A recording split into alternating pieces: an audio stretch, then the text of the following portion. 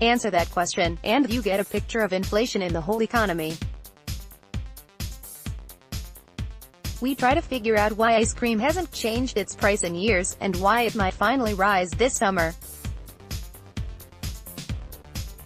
Rachel Martin, host. It is the first day of June, which means it's almost summertime, which means we're all going to start buying more ice cream. But if you sell ice cream, you have a problem. It's really hard to change the price of a scoop. From our Planet Money podcast, Brendan Greeley visits his hometown ice cream shop in Annapolis, MD, to figure out why the price of ice cream hasn't changed in years and why it might go up this summer. Walter Guerra, speed is incredible here.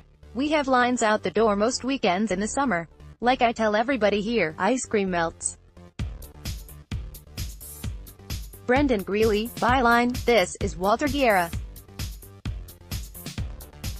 He owns Annapolis Ice Cream. He looks like an ice cream guy. He wears red suspenders. But Walter has a problem. It is expensive to make great ice cream from scratch, and his costs are going up. There was a drought in West Africa this season, and it raised the global price of cocoa. So Walter can't get chocolate chips from his normal suppliers, and he's paying more to buy them somewhere else. But Walter's big cost right now is labor, that speed he was talking about. He has to train high productivity workers, and he has to pay them more.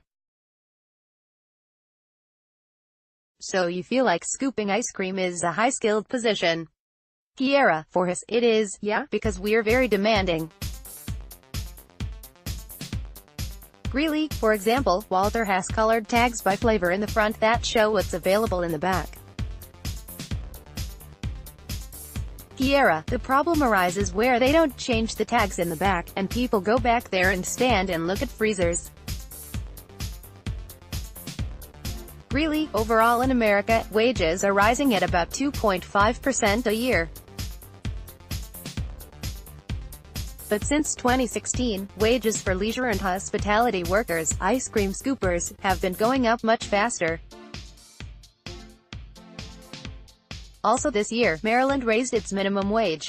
So to hold on to his trained fast scoopers, Walter has to pay them even more. And yet the price of a scoop hasn't been moving. Here's Brent Meyer. He studies inflation for the Atlanta Fed. Brent Meyer, there are some prices that are sticky, that don't change very often. Really, I'm sorry to interrupt. Are you saying that ice cream prices are sticky? Meyer, it's the case that prices of a cup of coffee don't change on a day-to-day basis. I suspect that the price of an ice cream cone doesn't change from day to day. Greeley, I checked. He's right. The price of ice cream is sticky. Every month, the Department of Labor checks the prices on a basket of goods, the stuff most of us buy. Some prices are volatile, they change every month, gas, milk. But some prices stick. And the price of ice cream hasn't moved since the summer of 2012. Brent Meyer says some prices have what economists call an implicit contract. Meyer, the idea is that it's sort of an invisible handshake between firms and customers, and the firms are going to do the best they can to not upset their customers. Greeley, and that's pretty much how Walter the ice cream guy sees it. Sometimes you're even trusting the store with your kids.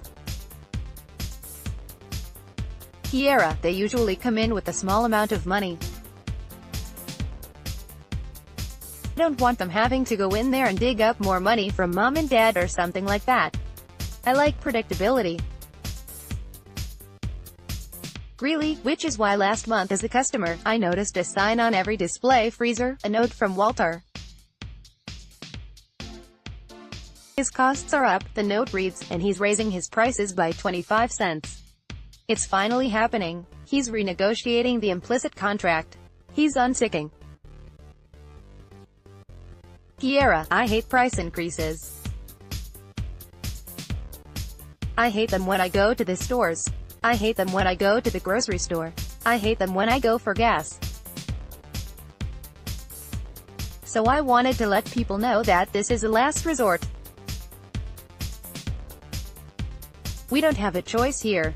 Really, what he didn't put on the note was the other law of his trade. It's not a great business to begin with. Kiera, well, let's put it this way. Unless your name is Ben. Soundbite of Dorina's The All Clear. Copyright 2018 Nepalese rupees.